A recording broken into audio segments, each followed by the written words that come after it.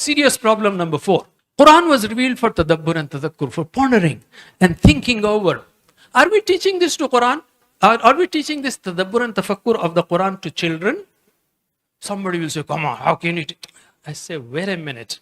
And every level is different. In fact, I have a professor friend from Jamiat Al-Qura, the Saudi professor. He is Makki and he lives in Saudi Arabia. He's professor and now he teaches in Haram. There's Kulliyatul Haram. But anyway, he wrote a book, Ta'alimu Tadabbur al-Quran lil-Atfal. How to teach the pondering the Quran to children. I have the book.